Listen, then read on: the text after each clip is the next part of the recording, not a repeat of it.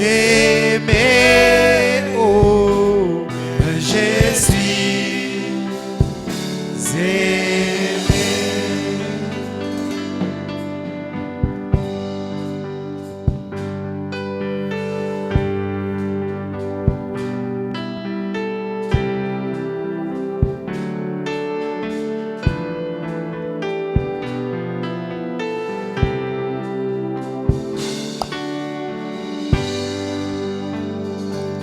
Aimais-tu plus tendre Père qui m'a conduit en chemin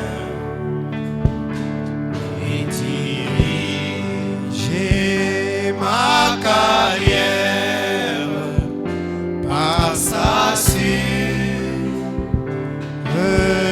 main pendant l'épreuve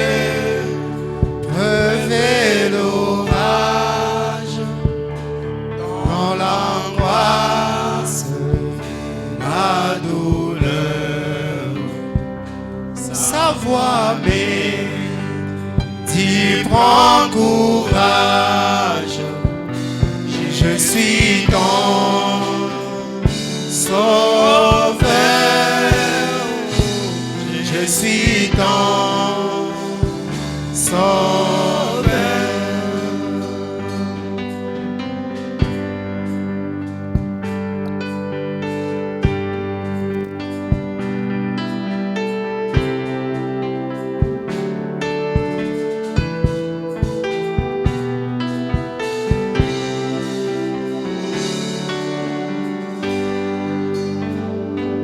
Travailler pour un tel maître, le servir en l'entendant,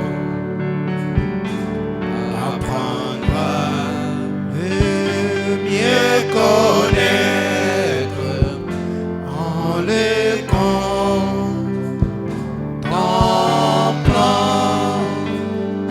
Quel bonheur incomparable et qu'il est vraiment oui mon sauveur adorable me conduit au port, me conduit au port.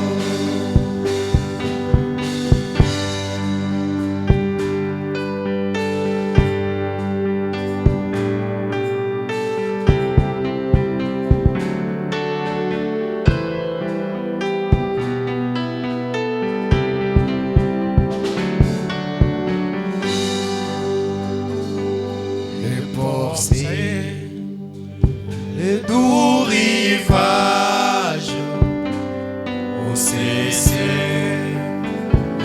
tous nos pleurs, où de Jésus-Christ l'image ravira nos cœurs. Qu'importe dans la souffrance, Jésus vient devant les yeux, bien prier la délivrance. Il s'ouvre les cieux, il s'ouvre les cieux.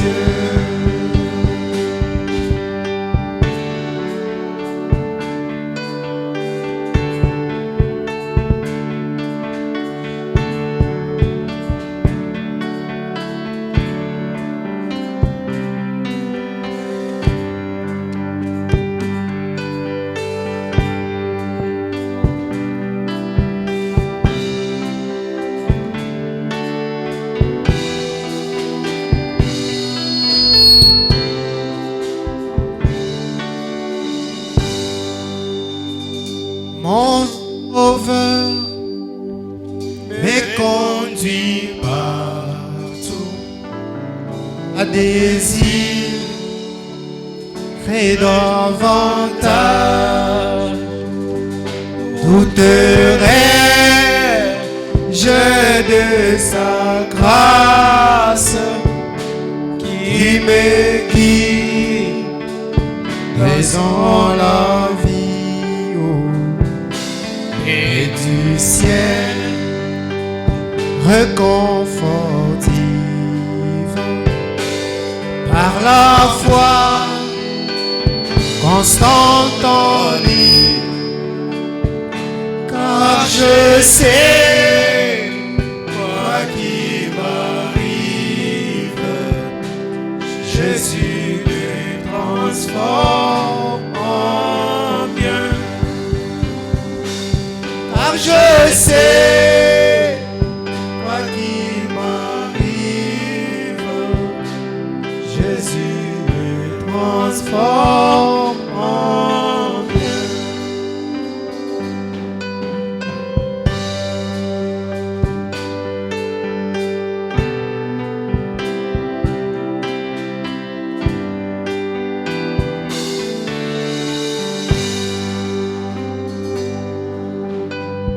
Mon sauveur me conduit partout et console dans les tourments et donne grâce dans les épreuves et nourrit du pain de vie. Pas foi mes péchés et mon âme est assoiffée du rocher qui va devant moi, jaillit une fontaine du rocher devant moi, jaillit une fontaine de joie. Mon Dieu, plus près de toi, plus près de toi, c'est le monde et la foi, plus près de toi. Voici dans le jour,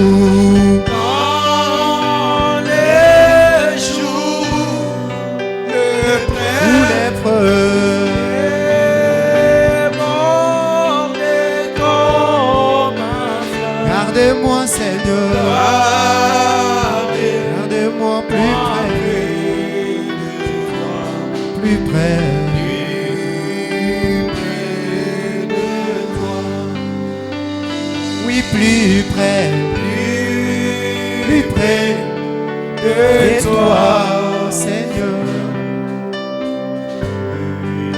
Plus près de toi.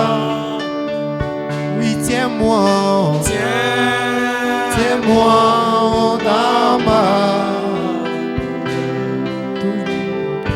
plus près de toi. Oh, alors que la souffrance son évancine, oh, toujours plus près de Seigneur, tiens-moi.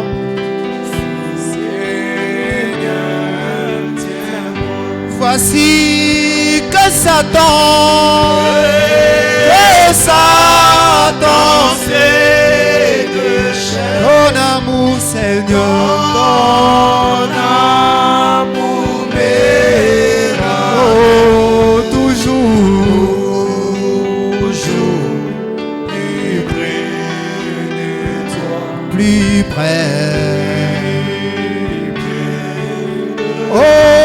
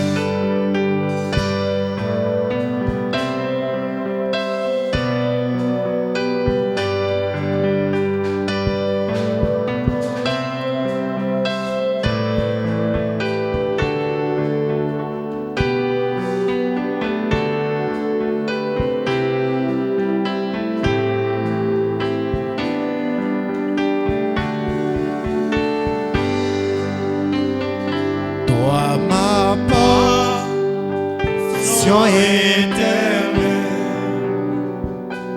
puisque la vie ou la vie, oh, pendant mon pèlerinage, laisse-moi marcher avec. Oh, papipi, papipi.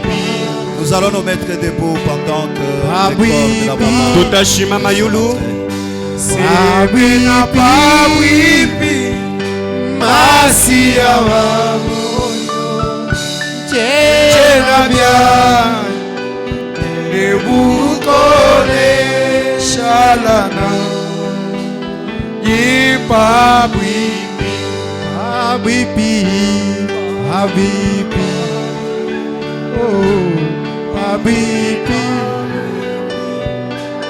Papipi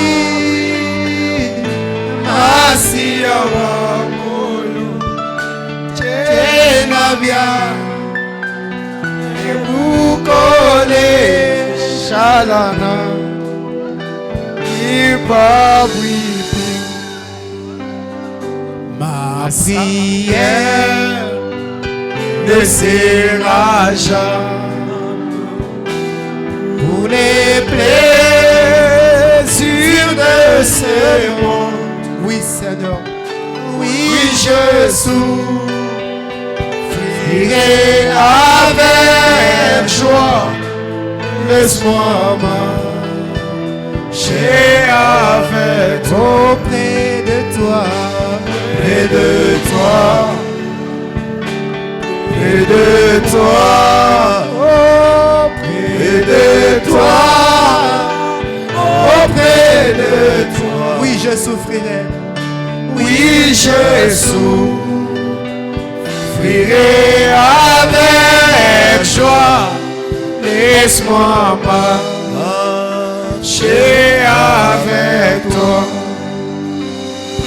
Guide-moi dans la vallée d'ombre et sur les vagues de sa vie, puissais-je dans la vie éternelle entrer avec toi, Seigneur. Alors pendant que nous nous mettons assis une minute, wakati tunaikala dakika kidogo,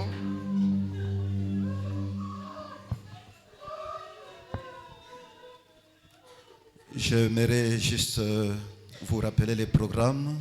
napenda kumikumbusha matengenezo. Je crois tout à l'heure là, nous allons passer à une petite exhortation de 30 minutes. Tutapita kusubutisho kidogo dakika kidogo. Après, il y aura lecture de la biographie. Kisha tutasema maisha yake vile ilikuwa. Après la biographie, ça sera les témoignages. Kisha kutakuya ushuhuda des gens qui ont connu notre sœur. kwa watu walimfahamu dada yetu. Et si vous êtes là, c'est mieux de vous enregistrer auprès des diacres là dehors. Kama uko pale na ushuhuda una washemashi kule kumulango. Il y aura les cantiques des enfants avec leur papa en mémoire de leur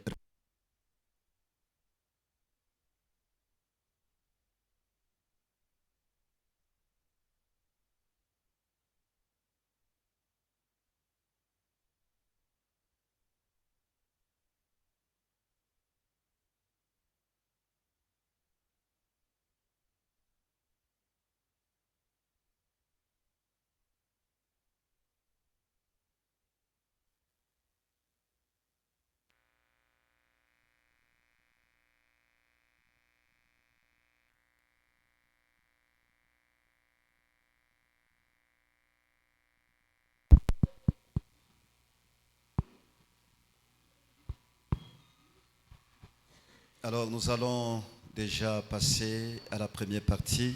Nivi tutapita sasa kipande ya kwanza. Je vous invite à vous lever pour que nous puissions lire les Saintes Écritures. Temiomba mpate kushimama ili tupate kusoma maandiko takatifu. Nous lisons dans Job le chapitre 14. Tutasoma Muyobo 14. Job chapitre 14. Yobo 14. L'homme né de la femme, sa vie est courte. Mtu anazaliwa kwa mwanamke maisha yake ni mfupi. Sans cesse agité. Kila mara inahangaika. Il est né et il est coupé comme une fleur. Anazaliwa lakini anakatiwa sawa ua. Il fuit et disparaît comme une ombre. Unakimbia na kupotea sawa kimvuri. Et dans Ecclésiaste le chapitre 3, Ecclésiaste ya 3, le verset 1er, mstari ya kwanza, il y a un temps pour tout. Kuna kuya wakati juu ya kila kitu. Un temps pour toutes choses sous les cieux. Wakati ya kila kitu hapa pa dunia. Un temps pour naître. Wakati ya kuzaliwa. Un temps pour mourir. Wakati ya kufa. Un temps pour planter. Wakati ya kuotesha. Un temps pour arracher ce qui a été planté. Na wakati ya kuvuna binye baliotesha. Et nous terminons avec le livre de Luc. Tamaliza na kitabu ya Luka. Luc le chapitre 2. Sura yake ya pili. Luc le chapitre 2, nous lisons le 25e verset. Luka sura yake ya pili 25. Et voici, il y avait à Jérusalem un homme appelé Siméon. Cet homme était juste et pieux. Il attendait la consolation d'Israël. Et l'Esprit Saint était sur lui. Il avait été divinement averti par le Saint-Esprit qu'il ne mourrait point avant d'avoir vu le Christ du Seigneur. Il vint au temple poussé par l'Esprit. Et comme les parents apportaient le petit enfant Jésus pour accomplir à son égard ce qu'ordonnait la loi, il est reçu dans ses bras, bénit Dieu et dit: Maintenant, Seigneur, tu laisses ton serviteur s'en aller en paix selon ta parole. Car mes yeux ont vu ton salut, salut que tu as préparé devant tout le peuple, lumière pour éclairer les nations. Que Dieu bénisse la lecture de sa parole et vous pouvez vous asseoir. Je crois que ce sont des moments un peu difficiles où on n'est pas là pour donner de grandes prédications, mais nous sommes là juste pour donner une consolation, quelques paroles d'encouragement après le départ à la maison de notre maman Sharon. Ainsi comme petit titre à mon exhortation,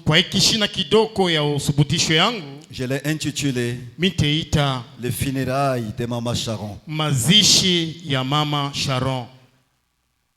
Alors nous nous retrouvons dans cette salle à cet instant pour rendre un dernier hommage à notre mère. Je crois que c'est la dernière chose que nous pouvons faire pour elle sur cette terre, en attendant qu'on puisse la revoir de l'autre côté, dans un corps terrestre glorifié, où il n'y aura plus de maladies, où il n'y aura plus la mort. Mais cette chose que nous appelons la mort, c'est un hôte indésirable, mais qui visitera chaque famille. Et nous devons nous y préparer à faire face à cela, parce qu'il arrivera certainement et frappera à votre porte. Mais en ce moment-là, quel sera votre état de l'âme? Parce que nous quittons sur la terre et la mort ne change rien. Si tu quittes la terre croyant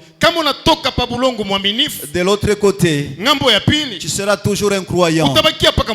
Si tu quittes la terre pécheur, de l'autre côté, tu seras toujours pécheur. Donc la mort ne change rien. Et ce que nous sommes en train de dire ce matin, ce n'est pas pour notre mère, mais c'est pour nous qui sommes vivants, qui doit affronter cette chose qui se trouve au-devant de nous. Ainsi, vous remarquerez, quand Dieu envoie une personne sur la terre, c'est pour un but bien déterminé. On ne vient pas sur la terre pour rien. On vient sur la terre pour accomplir un objectif, pour accomplir un but. Et quand on n'accomplit pas les buts pour lesquels Dieu vous a envoyé sur la terre, c'est cela même le péché. Le péché, c'est manquer les buts. Vous remarquerez dans la Bible, même notre Seigneur Jésus, Dieu l'a envoyé sur la terre pour un but. Et ce but-là, c'était de mourir sur la croix, de donner sa vie pour que nous puissions être sauvés.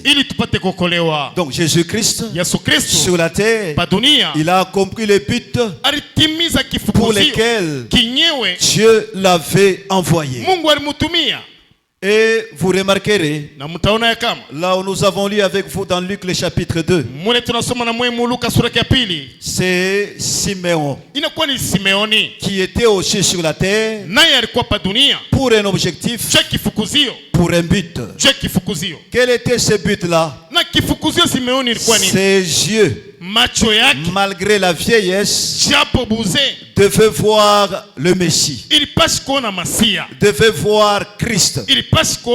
C'est pourquoi le jour où on amène le petit Jésus au temple, Siméon le reçoit dans ses mains. Et écoutez ce qu'il dit: Seigneur, laisse maintenant que ton serviteur s'en aille en paix. Pourquoi? Parce que mes yeux ont vu le salut. Mes yeux ont vu l'objectif. C'est donc pourquoi je suis sur la terre. Je l'ai vu. Et maintenant, je peux m'en aller en paix. Amen. Alléluia. C'est pourquoi vous remarquerez, pour ceux qui croient le message du temps de la fin, même William Branham, il était sur la terre pour un objectif, pour un but. Et ce but-là, c'était de recevoir la révélation de cette sceau pour qu'il puisse amener cela à l'église. C'est pourquoi le jour où il était dans un salon, on était en train de le coiffer, il a senti comme il était en train de quitter son corps, comme s'il était en train de mourir. Il a dit niet, le but pour lequel Dieu m'a envoyé sur la terre n'est pas encore accompli. Les 7 sceaux ne sont pas encore ouverts. Donc ce matin, chacun de nous vient sur la terre pour un but déterminé par Dieu. Pas simplement aller au travail et rentrer, pas simplement aller vendre au marché et rentrer, mais tu as un but que tu dois accomplir sur cette terre. Alors comme il s'agit du funérail de notre maman Sharon,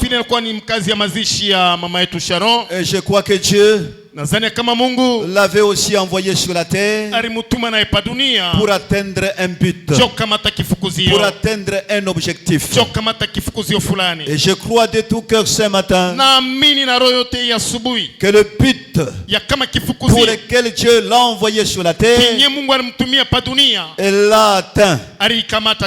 Parce que frère Branham dit, des fois Dieu donne des années à une personne, mais pour retirer de lui quelques jours de service. Quel était le but pour lequel Dieu avait envoyé notre maman? La première chose, c'était de croiser Jésus-Christ dans son âge, de manière que Jésus-Christ puisse lui donner la vie éternelle. Parce que la première vie que nous avons, c'est la vie éphémère, c'est la vie de quelques années, c'est la vie de 50 ans. Donc une vie éphémère. Maintenant notre maman en venant dans ce monde, il fallait qu'elle puisse se croiser. Il fallait qu'il y ait ce croisement spectaculaire avec celui qui donne la vie. Et elle l'a fait parce qu'elle a rencontré Jésus-Christ dans son âge. Et Jésus-Christ dans son âge n'est pas une pensée, mais elle a croisé le message du temps de la fin. Jésus-Christ, la parole aujourd'hui. Et la Bible dit, Dieu a tant aimé le monde qu'il a donné son Fils unique, afin que quiconque croit en lui ne périsse point, mais qu'il ait la vie éternelle. Alors en croisant Jésus, Jésus-Christ lui a donné la vie éternelle. Et la vie éternelle n'a ni commencement ni fin. C'est dans cette vie où elle est entrée aujourd'hui. Et dans cette vie-là, elle ne périra jamais. Et dans cette vie-là, plus de maladies. Dans cette vie-là, plus de soucis. Dans cette vie-là, plus de morts. Elle est dans une situation meilleure qu'avant. Amen. Alléluia. Elle est dans une situation meilleure qu'avant. Et je crois ce matin que Dieu permettra de faire ce qu'il avait fait avec son prophète William Branham. Qu'est-ce que Dieu avait fait quand Hope était décédé? Pendant que Branham était en souci, Dieu avait permis que Hope revienne pour parler à Branham. Ne t'inquiète pas, ne te fais pas de soucis. Ici où nous sommes dans la joie, nous sommes dans la paix. Et je crois que Dieu permettra que l'un de ces jours, la maman Sharon vienne dire à son serviteur, au pasteur Finet, ne t'inquiète pas, ne se soucie pas. Ici, nous sommes dans la joie. Amen. Alléluia. Le premier but, elle a atteint. Elle a croisé Jésus et Jésus lui a donné la vie éternelle. Et le deuxième but, elle a atteint aussi cela. Parce que si Dieu veut donner la meilleure chose à quelqu'un, la première chose, c'est le salut, la vie éternelle. Et la deuxième chose, c'est le mariage. Elle a atteint cela. Elle était épouse au pasteur, avec des enfants. Elle était là travaillant à ses côtés, servant l'homme de Dieu. Donc elle a atteint ce deuxième but dans sa vie. Alors, tout ce que Dieu pouvait faire avec elle, Dieu l'a fait. Et l'a tiré d'elle quelques années de service. Et pour Dieu, cela est suffisant. Regardez le Seigneur Jésus. 33 ans et demi sur la terre. 33 ans na nusu pa dunia. Mais Dieu a tiré 3 ans et demi dans son ministère. Lakini njia ya huduma Mungu anabeba tu miaka 3 na nusu. C'est comme ça que Dieu fait. Il donne les années, mais il tire quelques années pour sa faveur. Lakini atabeba kwa miaka fulani njia faida yake. Amen. Alléluia. Ainsi, mon frère, ma soeur, je crois que ce qui est arrivé, ce n'est pas la main du diable, mais c'est le programme de Dieu. Pourquoi j'ai dit cela? Parce que Dieu avait permis qu'il prépare son serviteur avant que cet événement n'arrive. La semaine passée, c'est le pasteur Finet qui prêchait du haut de cette échelle. Et cette prédication-là, c'est la prédication qui les concernait. Parce qu'il nous a prêché sur les épreuves, sur la vie de Job, que quand Dieu vous donne une épreuve, ça signifie qu'il a confiance en vous. Il a tellement martelé sur cela, ne sachant pas que cette prédication devait aussi les concerner et qu'une grande épreuve était au devant de lui. C'était quoi? La main divine qui était en train de préparer son serviteur pour qu'il puisse faire face à cet événement. Et quand la chose est arrivée, le mercredi matin, j'étais ici au bureau. Un diacre est venu me voir. Il m'a dit ceci: depuis toujours, je n'ai jamais rêvé les pasteurs Finet. Jamais. Mais la nuit d'aujourd'hui, je l'ai vu dans un songe. Nous étions avec lui quelque part. Il est venu avec une Jeep neuve. Il a parqué quelque part. Il m'a dit que garde cette Jeep soigneusement. Et il est entré quelque part. Et pendant qu'il est entré là-bas, je ne sais pas qu'est-ce qui s'était passé. Et quand il sort, il demande où est ma Jeep. Il n'y avait rien. Et le diacre dit: j'ai pleuré beaucoup la nuit. Alors j'ai compris que s'il y avait quelque chose qui lui était cher, ce n'était pas un véhicule. La chose qui lui était chère, c'était son épouse. Alors Dieu était en train de le préparer pour ces jours. Amen.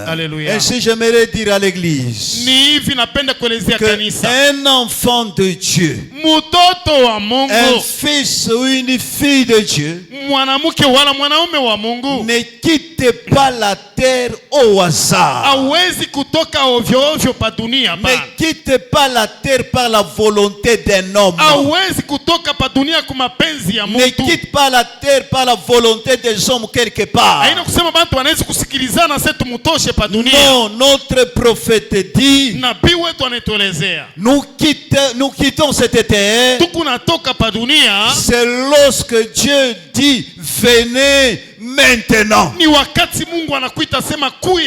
Quand Dieu n'a pas encore parlé, rien ne peut arriver. Amen. Alléluia. Ainsi, mon frère, ma soeur, la mort des enfants de Dieu, ce n'est pas qu'un enfant de Dieu peut mourir étant assis sur la chaise, ou peut mourir étant endormi sur son lit. Non, nous nous quittons sur cette terre d'une manière ou d'une autre. Malgré les services qu'on peut rendre à Dieu, mais d'une manière ou d'une autre, Dieu nous retire de la terre.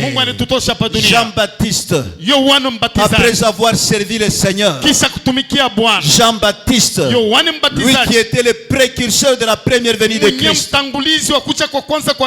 il a quitté la terre comment? On a tranché sa tête. On a mis sa tête sur un plateau et il est parti pour aller rejoindre les autres saints.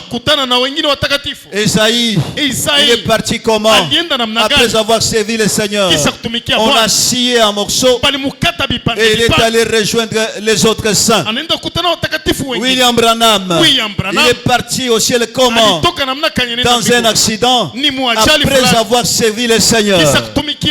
Donc les voies de Dieu sont insondables. Ce qui est quelque chose, c'est quand on est vivant sur terre, on doit croire, on doit placer sa foi en Jésus-Christ de manière que qu'on soit prêt à tout moment. Amen. Alléluia. Et je crois que la maman Sharon était prête pour affronter cette heure. Pourquoi j'ai dit cela? J'ai dit cela parce que l'arbre ne peut que tomber du côté où il pense. Et notre prophète dit, lorsque vous quittez la terre, étant sous une certaine onction, vous allez directement au ciel comme une hirondelle qui va dans son nid. Et selon les témoignages qu'on m'a donnés, à 5 heures du matin, 5 heures du matin, maman était en prière. Elle était en train de prier. Et la prière, c'est une certaine atmosphère. Et la prière, c'est une certaine onction. Et en quittant la prière, en allant voulant sortir maintenant, c'est là où elle est tombée. Mais cette onction dans laquelle elle était, cette atmosphère dans laquelle elle était, c'est avec cette atmosphère-là qu'elle est allée rencontrer le Seigneur Jésus-Christ. Amen. Alléluia. Elle n'était pas devant une télévision en train de regarder le match. Elle n'était pas quelque part en train de me dire quelqu'un. Non. Elle était dans une atmosphère de prière. C'est une onction. Une onction qui l'a conduit directement dans les bras du Seigneur. Mon frère, ma soeur, c'est pourquoi nous disons ce matin que notre maman n'est plus dans cette caisse, mais elle a traversé le Jourdain de l'autre côté, où il y a eu d'autres saints, où il y a eu d'autres saintes en train de chanter, attendant sa venue, attendant son arrivée. Et elle est de l'autre côté, dans la joie, en train de témoigner que le message dans lequel il a cru, c'est la vérité. C'est ce message-là qui l'a conduit dans la présence de Dieu. Mon frère, ma soeur, nous pleurons aujourd'hui quelqu'un qui est parti étant dans l'atmosphère de la prière. Mais pour toi ma soeur, ça sera comment? Lorsque cet hôte viendra te visiter, tu seras dans quelle atmosphère? Tu seras dans quel état? C'est pourquoi ce matin, réfléchissez sérieusement sur vos vies. Pendant que Jésus-Christ veut aussi vous croire pour pouvoir vous donner la vie. Amen. Alléluia. Amen. Alléluia. Ainsi, mon frère, ma soeur, nous sommes ce matin en ces lieux.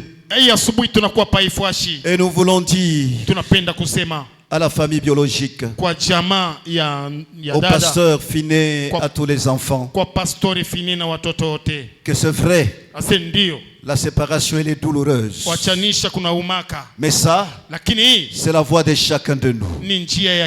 Notre prophète dit, un chrétien ne fait pas de pertes. Vous n'avez pas perdu la maman. Mais il y a la possibilité de les rencontrer encore un autre jour. Dans un corps sans péché, un corps fort, un corps glorifié. Ce qu'il faut faire, c'est quoi? C'est de rester dans la parole de Dieu, de rester dans ce message du temps de la fin. Et l'un de ces jours, il y aura cette rencontre glorieuse. C'est vrai, aujourd'hui, un chaînon a été brisé. Un chaînon a été brisé. Mais l'un de ces jours, le cercle familial, si nous demeurons dans la parole, si nous demeurons dans la volonté de Dieu, le cercle familial sera au grand complet.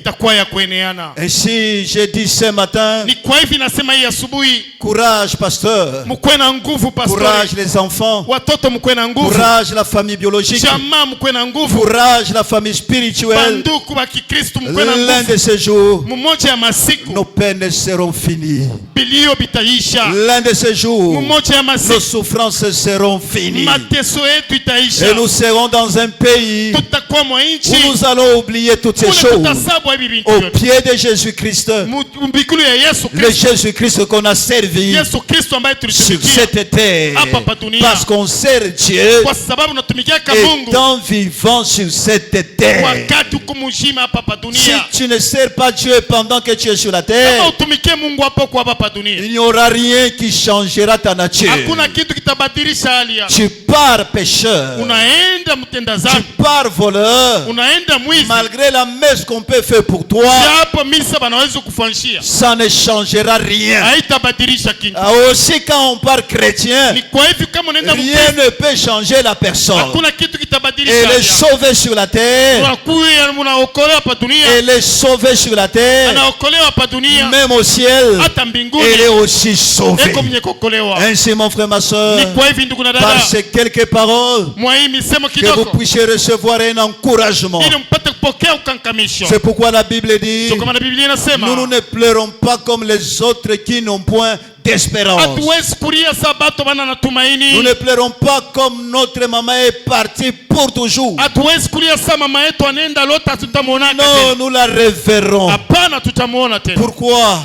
La Bible dit, nous qui croyons en Dieu, lorsque notre corps est détruit, nous en avons un autre dans lequel nous entrons et nous continuons à vivre.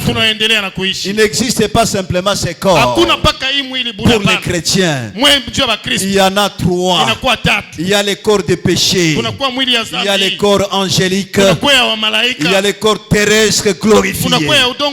Ce qui s'est passé avec la mère, elle a changé de costume d'un corps de péché en un corps théophanique, en un corps angélique.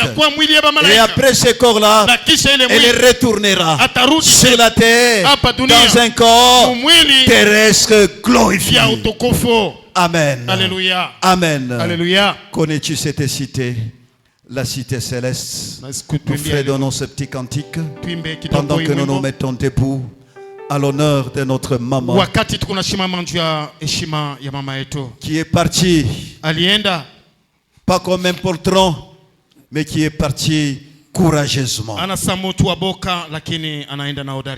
Amen. Alléluia.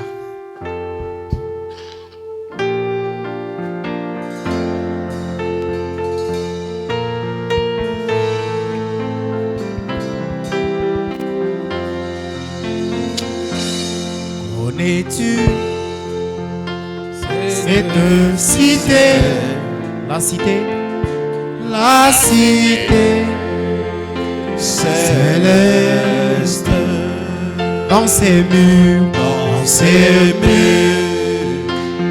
tout éclaté, pluie d'ombre, toi pèlerin, pèlerin et voyageur, ici-bas,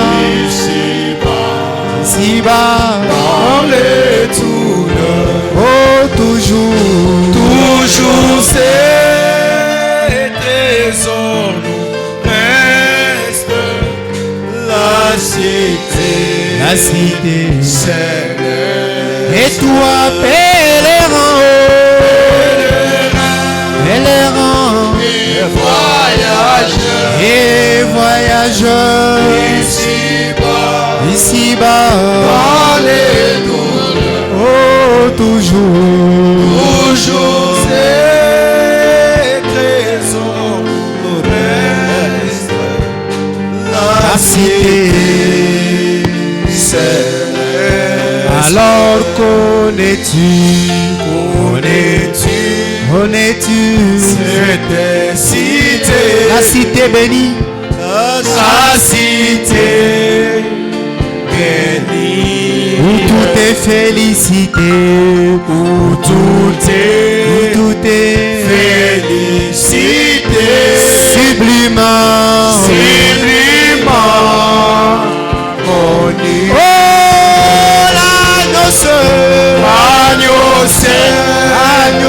Et son soleil, sonné, dans son oh illuminé, les filles, la cité céleste, hors de paix, l'héritage, c'est notre patrie, c'est notre patrie. Connais-tu le fleuve épais, oui l'arbre de la vie, oh plus de fardeau, à jamais, pour les oui, tout est oh de Dieu, la cité, oui c'est notre patrie. oh plus de fardeau,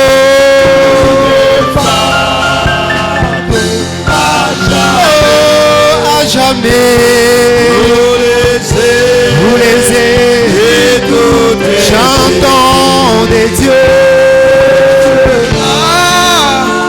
Cité chérie, c'est notre patrie. Écoutez ça.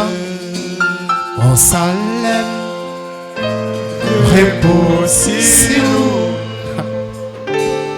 mon cœur est sûr, après son chef, son époux, l'église soupire, l'église soupire. oh, être à jamais, toujours devant toi, mon Seigneur, Mon divin pour te chanter, mon cœur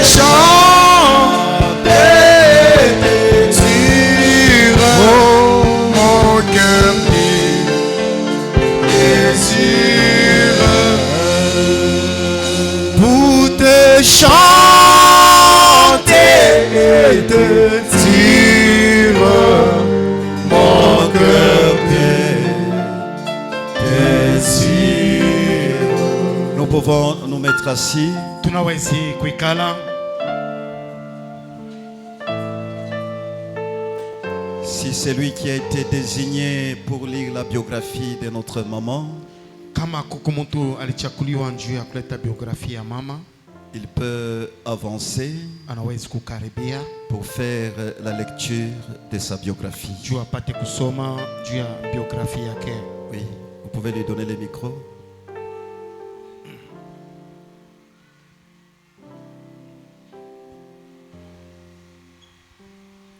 Que Dieu vous bénisse. Mungu emibariki. Nous sommes là pour vous présenter la biographie de notre regrettée sœur Sharon. Tuko hapa juu ya kuipatia biografia ya mama yetu Sharon, mke wa mtumishi avec un cœur brisé et visage fondu. Na roho ya kuvunjika na uso ya kukunjama.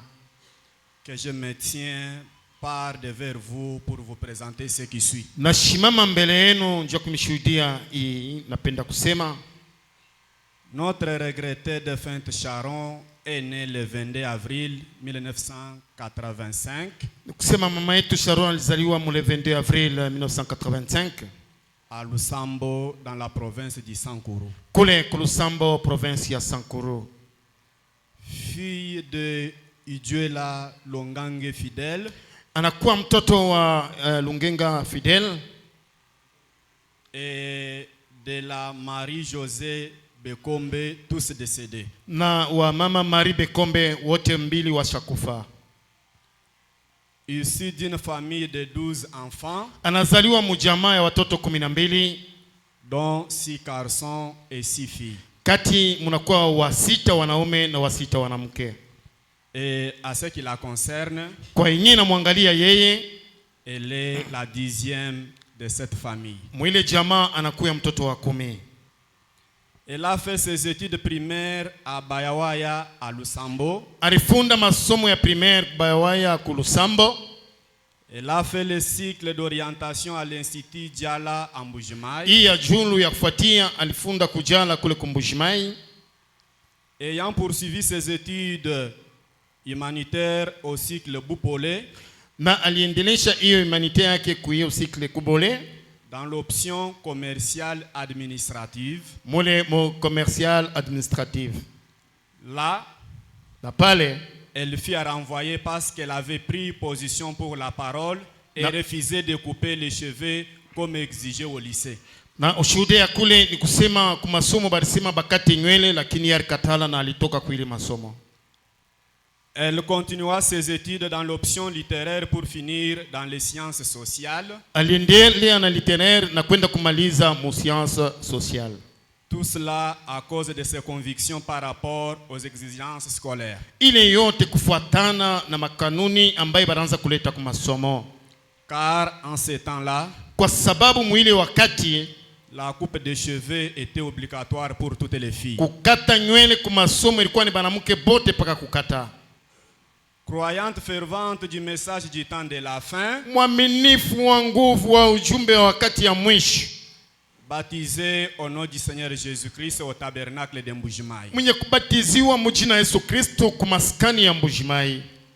Marié le 8 janvier 2008. Anaolewa le 8 janvier 2008 au ministre de l'évangile Fineka Diebwe au tabernacle de Lusambo. Kwa mtumishi wa injili pastori Fineka Diebwe ku maskani ya Lusambo. Chez pasteur Joseph Mujale. Kwa pastori Joseph Mudiane. Mère de 4 enfants. Anakuya mama wa watoto 4 dont 3 garçons et une fille. Panakuya banaume 3 na mwanamke 1. Honoré Mutombo, qui est son premier fils. Honoré Mutombo ni mtoto wake wa kwanza mwanaume. Jérémie Kapambu, qui est le deuxième fils. Na Jérémie Kapambu ni mtoto wake wa pili mwanaume.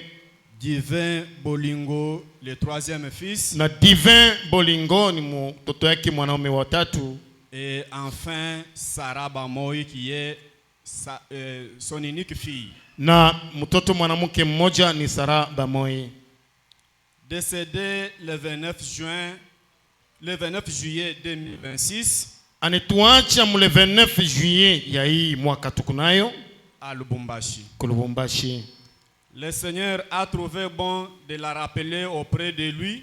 Bwana aliona vema kumulurisha kwake nyumbani suite à une défaillance multiviscérale. Juu ya mambo yenyewe ambaye inakuwa ya mingi tu. Kosa ya banganga. Elle a combattu le bon combat de la foi et gardé la foi. Alipika vita mzuri kabisa ya imani. Personne n'oubliera votre sourire, maman. Mama, hakuna hata mtu mmoja atasabwa namna yako ya kucheka. Votre gentillesse, wema yako, votre hospitalité, kupokelea kwa watu, votre ferveur à la prière, imani na nguvu na kuwa nayo ndani ya maombi, et votre amour, na mapendo ambayo unakuwa nayo. Paix à votre âme, ma très chère maman. Mama wetu, salama kabisa kwa nafsi yako. Merci beaucoup. Asante.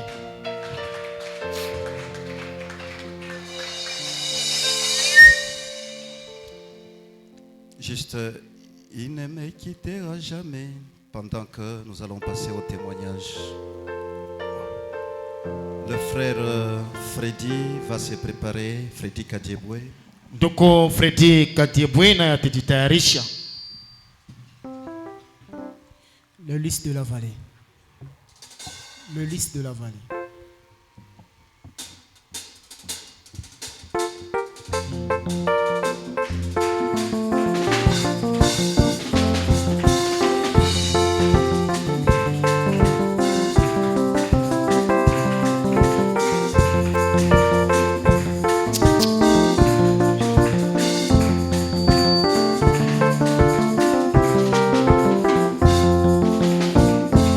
J'ai trouvé en Jésus l'amour qui est toute chose pour moi. C'est le plus beau d'entre du mille pour mon âme.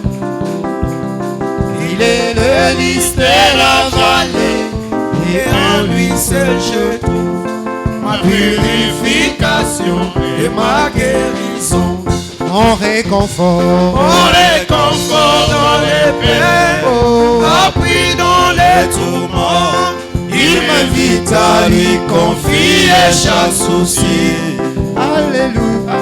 La brillante étoile du matin, le lys de la vallée. C'est le plus beau d'entre eux, du mille pour mon âme. Il a pris et porté sur lui tous mes soucis et peines, ma toute forte puissance dans les tentations. Oh, pour lui j'ai tout abandonné et ôté mon cœur, mais il donne par sa puissance immense. Oh, même si le monde m'abandonne, ou que Satan m'étende, par Jésus j'atteindrai sûrement le but. Alléluia. Oh. La brillante étoile du matin, le lys de la vallée. C'est le plus beau d'entre 10 000 pour mon âme. Le frère Freddy Kadiebwe, Doko Freddy Kadiebwe, vous pouvez avancer pour karibia votre témoignage en mémoire de notre maman qui est partie. njoo ya ushuhuda yako kwa ukumbusho ya mama yetu anaitwacha. Il sera suivi du couple frère Josué. Atafuatiwa na Frère Josué, Doko Yoshua na mke wake.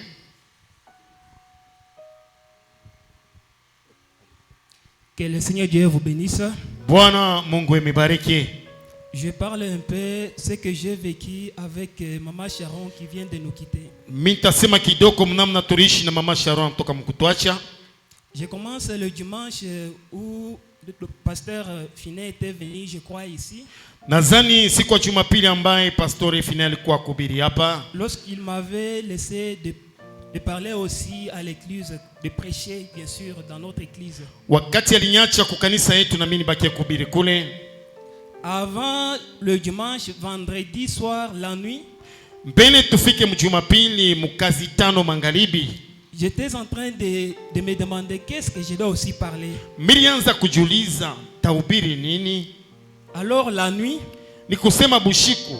j'ai vu un blanc, Nikaona mzungu, un prédicateur. mhubiri.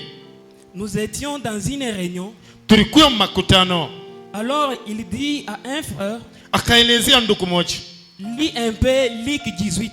Soma kwanza Luka 18. Alors quand il a lu, Na wakati alisoma, je me suis réveillé. Nikalamuka. J'ai relu aussi Luc 18. Nikasomulula ile andiko. Donc dans ce passage, on parlait de la prière. Mule balikuwa nasemezea mambo ya maombi. Une prière fervente. Maombi ya nguvu. Alors, sasa, j'irai dans ce sujet. Nilibeba kishina mule ndani. Dans ce passage, j'ai tiré un sujet que j'ai surnommé. Na ile kishina niliita, la foi est une ferme assurance. Imani inakuya hakikisho ya nguvu. Alors, les jours de dimanche, siku ya Jumapili, j'étais avec Maman Sharon. Nilikuwa na Mama Sharon. Nous avons chanté. Tuliimba. Elle m'a aidé à même entonner des chansons. Alinisaidia hata kutuma mimbo. Nous avons chanté. Tuliimba. Et prié fort. Na kuomba nguvu. Après la prédication, na kisha mahubiri, elle est venue me dire, akakuwa kunielezea, félicitations. Atuka asante sana. Tu avais tellement bien prêché. Unahubiri mzuri kabisa. Ça c'était le dimanche. Ile ilikuwa siku ya Jumapili. Maintenant le mardi. Siku ya kazi mbili. Mardi à 11h. Na saa ya 11h. Était venue me voir à la pharmacie. Anakuwa kuniona kwa pharmacie. Elle est venue encore m'encourager. Anakuwa unikankamisha tena. Elle me disait toujours. Anasema tena, félicitations mon frère. En tout cas mzuri kabisa. La façon dont tu avais prêché. Munamna urubiri. C'était bien. Ilikuwa mzuri kabisa. Ça c'était le mardi. Ile ilikuwa siku ya kazi mbili. Maintenant le mardi soir. Sasa magharibi ya kazi mbili. J'étais passé à la maison. Nilipita kumulango pour la voir. Juu ya kumuona. Nous avons causé. Tukaongea. On était bien sans problème. Tulikuwa mzuri bila mambo. Ça c'est ce qui concerne ce qui s'est passé. Ili ni vile vitu vilikuwa mkazi mbili. Mais sur la vie sociale, lakini njoo maisha kuishi na batu. Maman Sharon, elle est une bonne mère pour ses enfants. Anakuwa mama mzuri kabisa njoo ya batoto yake. Elle peut se sacrifier. Anaweza kujitolea kabisa. Même si elle avait un peu de moyens. Hata kama alikuwa na mapato kidogo. Au lieu de manger quelque chose, kabla ya kula ile kitu, elle garde ça pour ses enfants. Anachungia mbele batoto. Maman Sharon, quand je pense pour elle, wakati nawaza njoo yake, tout ce qu'elle a fait aussi pour moi, binye byote alinifanyia na mie. Je manque même les mots pour m'exprimer. Kosa misemo ya kusema. Mais ce que je sais, ile mimi najua, elle était une bonne chrétienne. Alikuwa Mkristo wa kweli mzuri. Elle aimait tellement Dieu. Alipenda Mungu sana. Elle aimait chanter et prier. Alipenda kuimba na kuomba. Quand l'heure de culte, elle ne peut pas rester à la maison. Wakati saa kanisa ikenea hawezi kubakia kumulango. Elle part directement à l'église. Ni kukimbilia pa kanisa. Je mens les mots et les termes pour exprimer. Nashinda misemo ya kusema njoo ya kuonesha. Ce que je dis. Kinye mimi napenda kusema mroho yangu. Son âme repose en paix. Nafsi yake pumzike msalama. Merci beaucoup. Asante. Oui, les couples frère Josué. Ndugu Yoshua na mke wake. Vous pouvez aussi dire quelque chose. Na mwe mnaweza kusema kitu fulani sur notre maman Sharon. Kushuhudia juu ya mama wetu Sharon.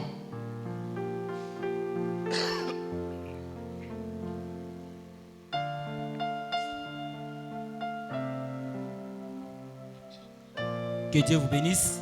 Mungu emibariki. J'ai un petit témoignage que j'aimerais témoigner en faveur de maman Sharon. Minapenda kushuhudia kidogo kwa faida ya mama Sharon. Depuis que j'ai eu connaissance avec maman Sharon et pasteur Finet. Tangu nilifamia hiyo jamaa ya mama Sharon na pastor Finet. Si je ne m'abuse pas, c'est vers 2018. Kama hisabu mzuri inapaswa mu 2018. Lorsque je me suis déménagé de Katuba vers Kilobelobe. Wakati nilitoka Katuba minenda kuikala Kilobelobe. Et nous étions presque son église, nous étions comme des voisins. Kanisa tulikuwa karibu tu wa jirani.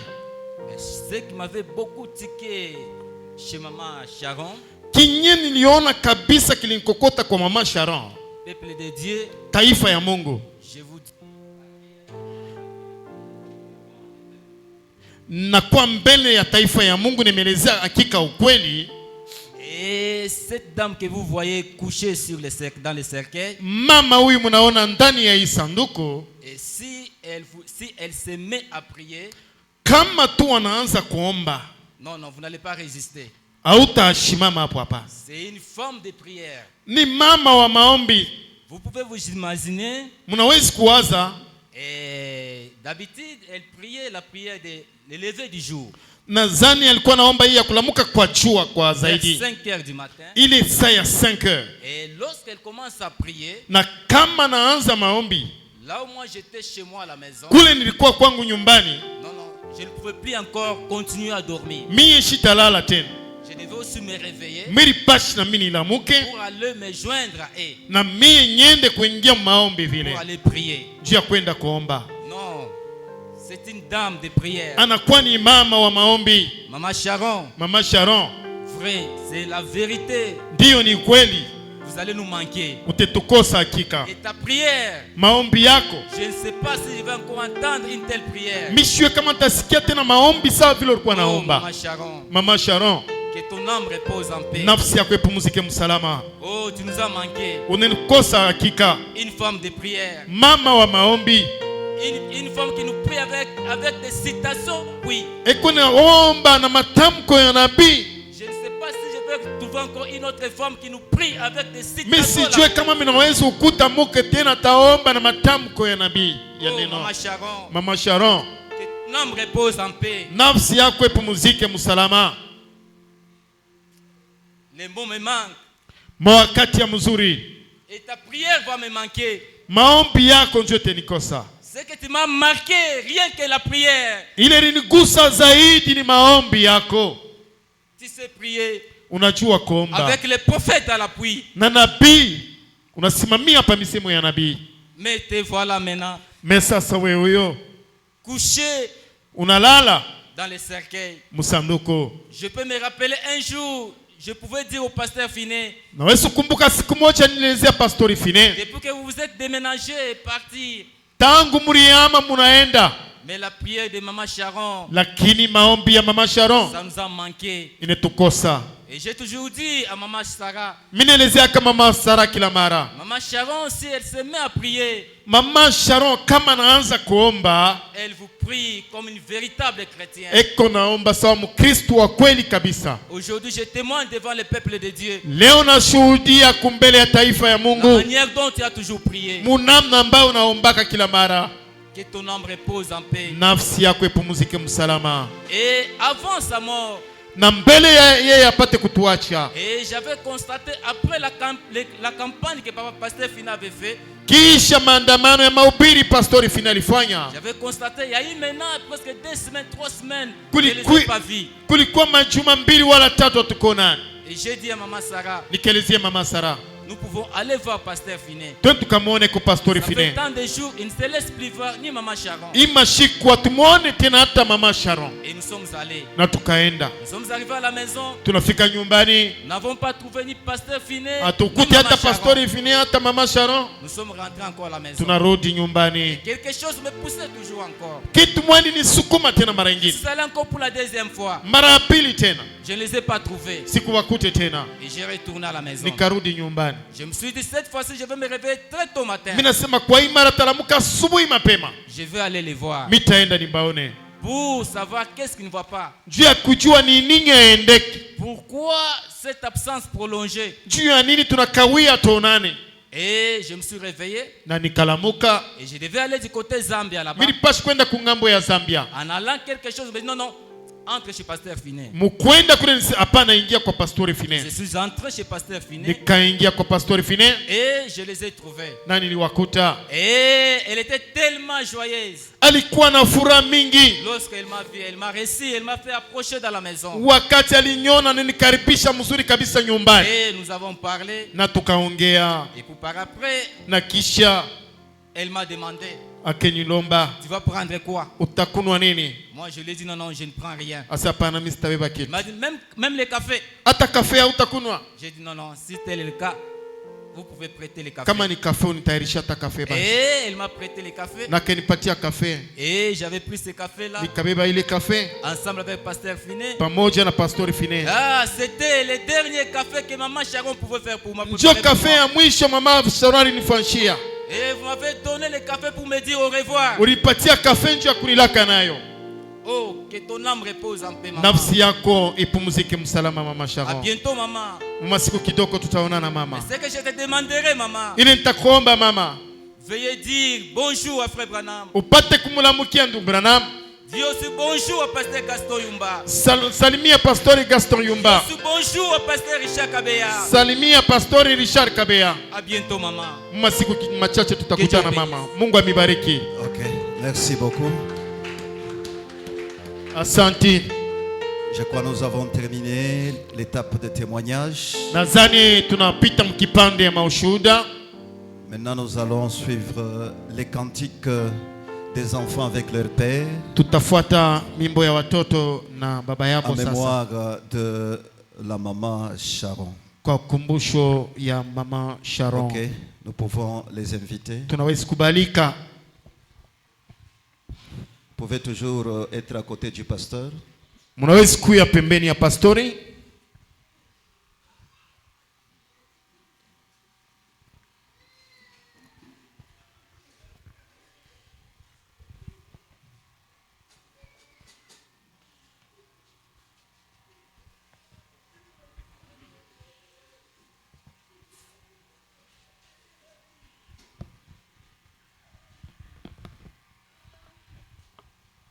Que le Seigneur Dieu bénisse.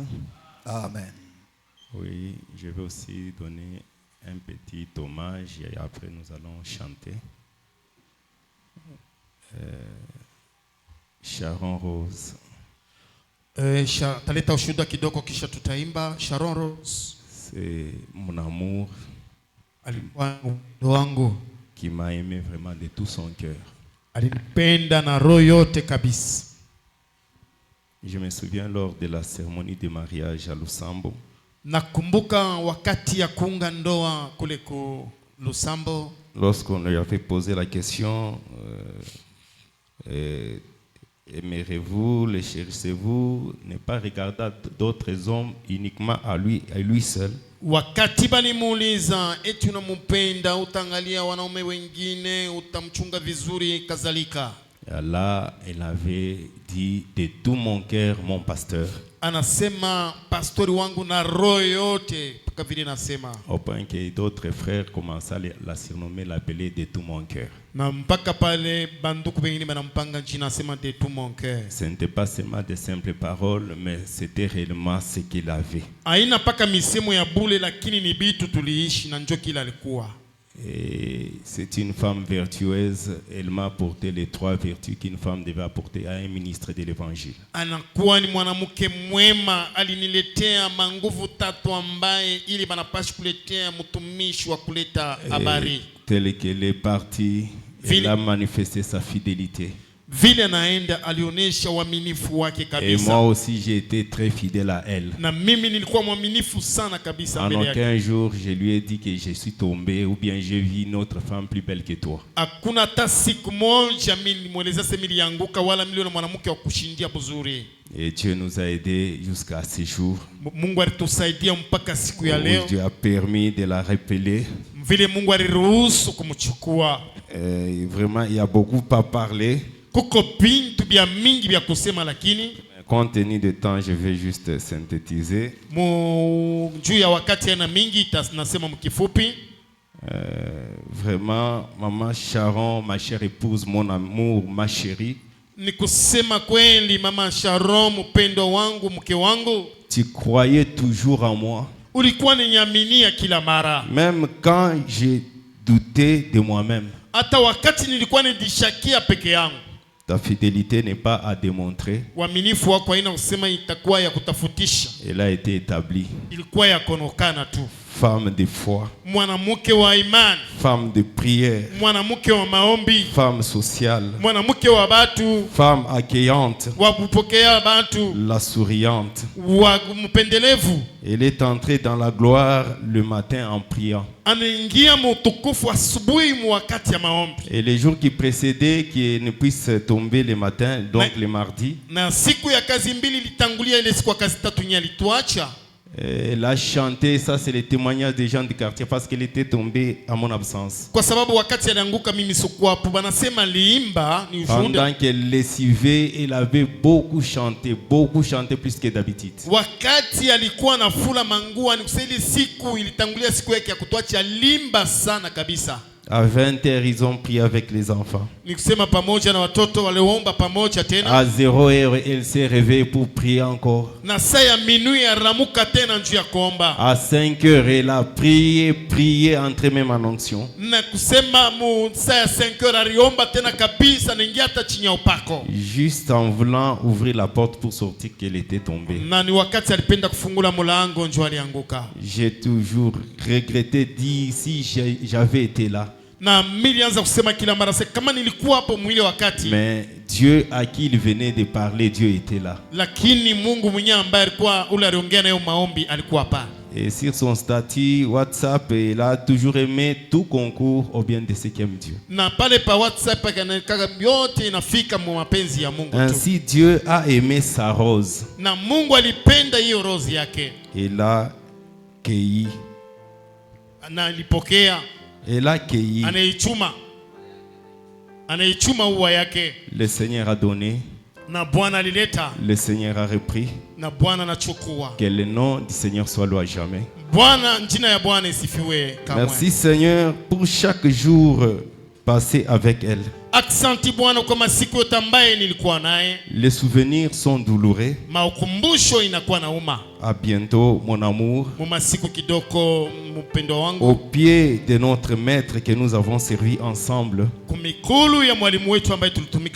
Dans la sincérité et l'amour. Tes précieux souvenirs vivent en nous. Puisse un jour, à partir du balustrade dans la gloire, voir, jeter un coup d'œil et voir le fruit de tes prières, de tes privations et de tes sacrifices, et agiter tes mains disant, ça y est. Oui. Tu priais pour moi et pour tes enfants. Pour l'œuvre de Dieu.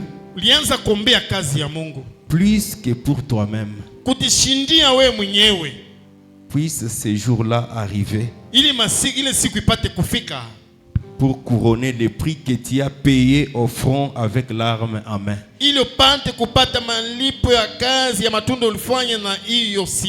Ma Sharon, ma rose, mon amour, la mère de mes enfants.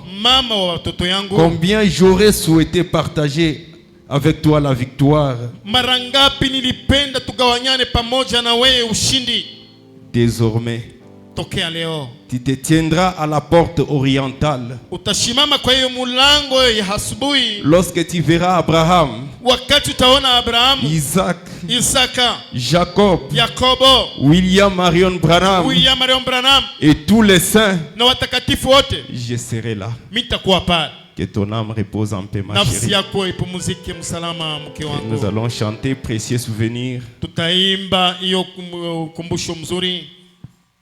Précieux souvenir, ange invisible, envoyé vers mon âme. Il traîne toujours tout près de moi et les passés sacrés sous.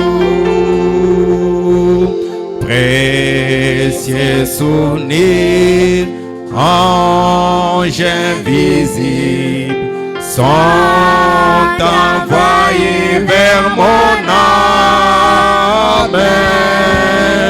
Ils traînent toujours tout près de moi et le passé sacré sous.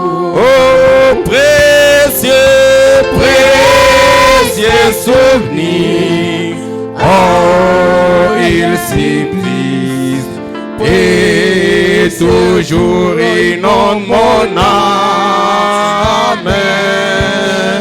Dans le silence, dans plein minuit. Précieux Saint sacré, c'est ta. Je me rappelle, maman priant, papa priant à genoux. Les soleils se couchent et la nuit tombe. Les prières me suivent toujours. Je me rappelle,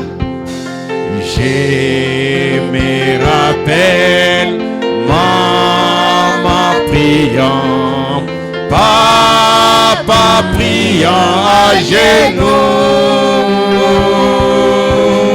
Les soleils se couchent, la nuit tombe. Les prières me suivent toujours. Oh, précieux, précieux souvenir. Oh, il subsiste. Il inonde mon âme dans le silence, dans plein minuit. Précieux Saint sacré, c'est un. Ma chérie, que ton âme repose en paix. Rendez-vous prier du Seigneur Jésus-Christ. Que Dieu bénisse. Amen.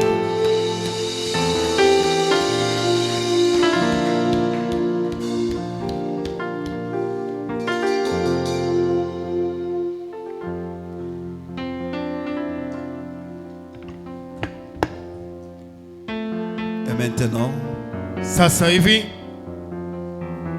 nous allons donner notre offrande. Tutaleta sadaka yetu, pas pour l'église, aina njuu ya kanisa, pour soutenir la famille éprouvée. Juu ya kusaidia jamaa yenye inakuwa na kilio.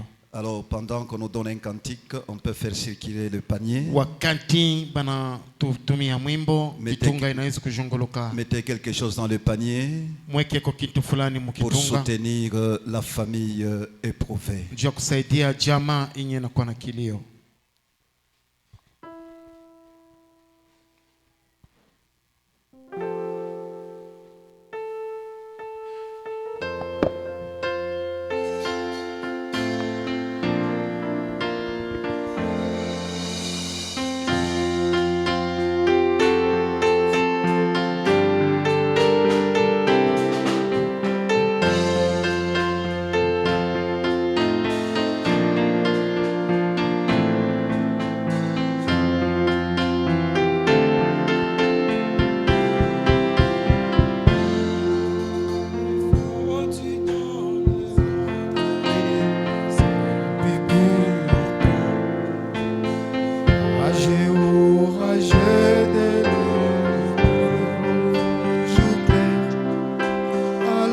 Prenons tous courage car nous ne sommes pas tout seuls.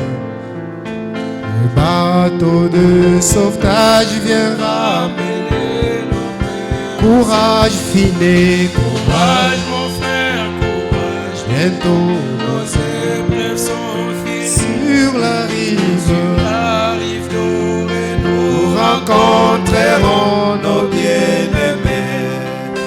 Ici, pèlerins étrangers, nous cherchons une cité. Les bateaux de sauvetage. Oh, courage finé, courage mon frère, courage. Nos épreuves sont finies. Sur la rive d'eau et nous rencontrerons nos bien-aimés. Ici, pèlerins étrangers, nous cherchons une cité. Le bateau de sauvetage ramener nos pères au ciel. Satan m'étant parfois disant que c'est l'étude de marcher au nom de Jésus et vivre en chrétien. Alors le maître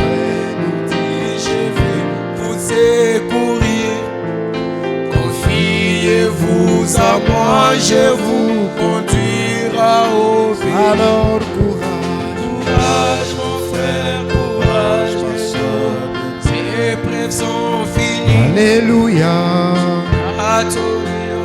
Nous rencontrerons nos bien-aimés. Ici pèlerins étrangers, cherchons une cité. Bateau de sauvetage vient ramener le Père au ciel. J'aperçois par la foi bateau de sauvetage qui vient, comme sur les eaux ils avancent, venons nous secourir, nous faire arriver au bon port avec nos bien-aimés. Soyez prêts, criez capitaine, bientôt il sera là. Oh, courage mon frère, courage, bientôt nos épreuves sont finies. S'il arrive d'or et nous rencontrerons nos bien-aimés. Ici pèlerins étrangers, nous cherchons une cité. Le bateau de sauvetage ramène le Père au ciel. Amen, amen, amen. Amen. Que le Saint-Christ vous bénisse. Bwana Mungu mbariki. Maintenant, pendant ce temps, Mwi wakati on va passer au dépôt des gerbes. tutaleta wakati ya kuleta mafleur sasa. Si vous ne vous êtes pas enregistré, vous êtes venu en retard. Kama ulichelewa bakuandike jina yako kule. Rencontrez les diacres là derrière, nous vous ferons la suite. Ona bashemashi kumukongo kisha bataweka jina. Nous allons appeler Amour Divin Tabernacle. Tutaita kwanza Amour Divin Maskani. Pendant qu'on continue à chanter doucement, wakati tukunaimba mafleur kunakuya pole pole pour déposer leurs gerbes. Batapita na kuweka fleur yabo.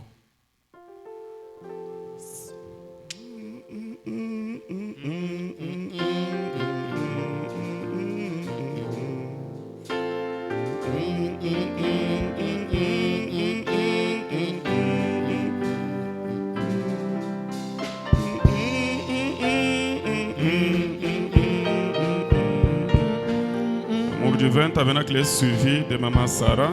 Maman Sarah njo anafuata. Il va passer pour déposer sa gerbe. Atapita nae na fleur yake. Pendant qu'ils avancent, qu'elle avance, anakaribia, la famille Kadiebwe Fine, le pasteur, s'apprête aussi. Na famille ya pastori Fine ijitayarishe nayo pia. Si tu entres là-bas avant mon arrivée, merci Seigneur. Viens m'amener à la maison. La famille Kadiebwe est suivie du couple Josué. Kisha itakuya ni ndugu Yoshua na mke wake naye. Viens m'amener à la maison. Alors descends, Descends, descends, nos chariots.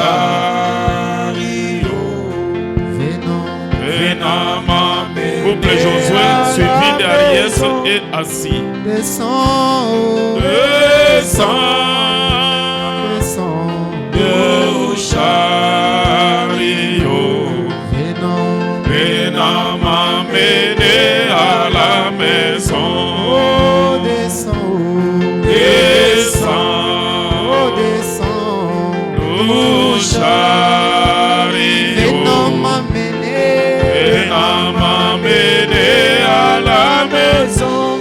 oh descends, Descends, descends, nos chariots. Viens m'amener à la maison.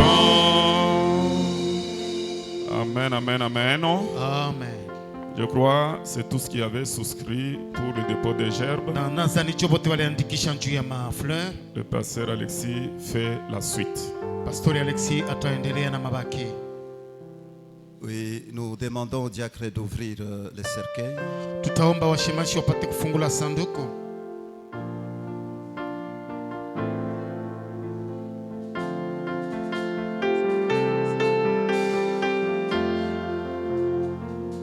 Et toi, si tu entres là-bas, va m'en arriver. Il y a moyen d'ouvrir là-bas. À la maison. C'est qui va Maman Sharon, dis à Maman Sharon, juste la moitié. Et je viendrai aussi. À la maison. Ok, nous allons commencer d'abord par les serviteurs de Dieu, les pasteurs. Tutaanza mbele Diacre, vous pouvez mettre un peu de l'ordre pour permettre aux shemashi gens mweke de voir les koda. corps. Tutaanza na batumishi ya Mungu Nous allons commencer par les pasteurs. wa pastori. Vous passez et directement vous sortez parce que c'est le chemin vers Ni wakati unapita unaona cimetière. na kwenda nje mara moja.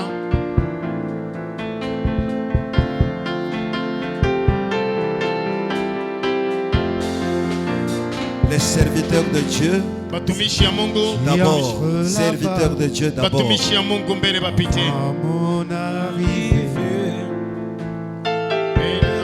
m'a mené à la maison. Je dis bien les serviteurs de Dieu. Tunasema mzuri Dis à tous batumishi mes mbele. amis, je viendrai aussi.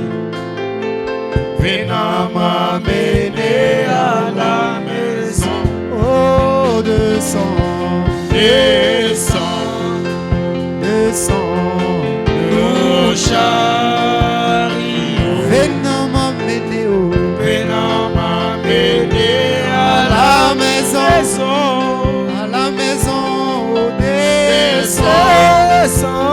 Maintenant, c'est la famille qui est de ce côté-ci, la famille ici.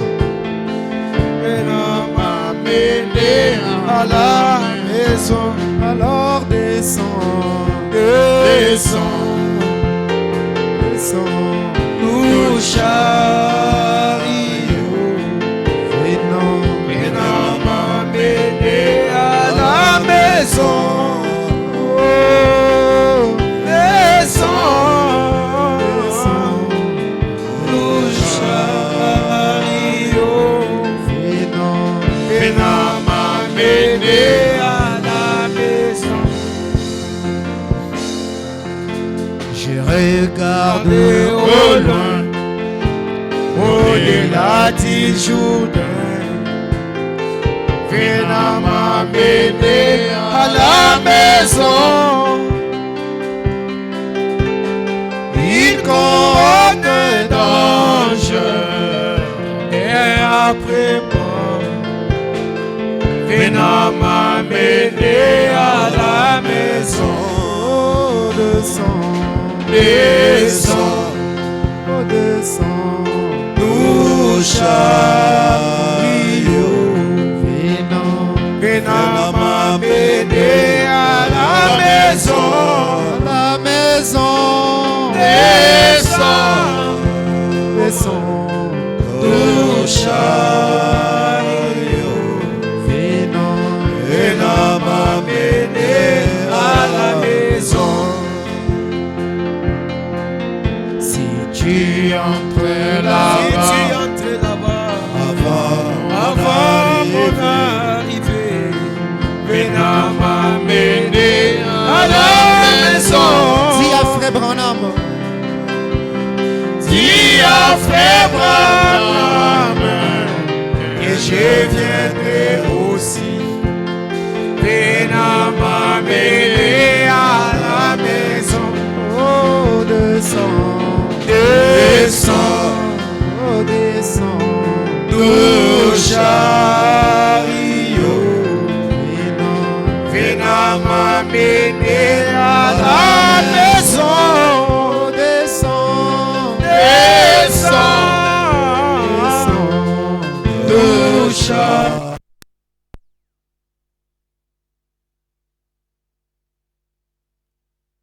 Maison. Hey. Oh, descends de chariot, venant m'amener à la maison. Oh, descends de chariot, venant m'amener à la maison. Ces vieux monde ne peut me lier. Je m'en irai n'importe quand. C'est que je suis consacré et je porte mon habit.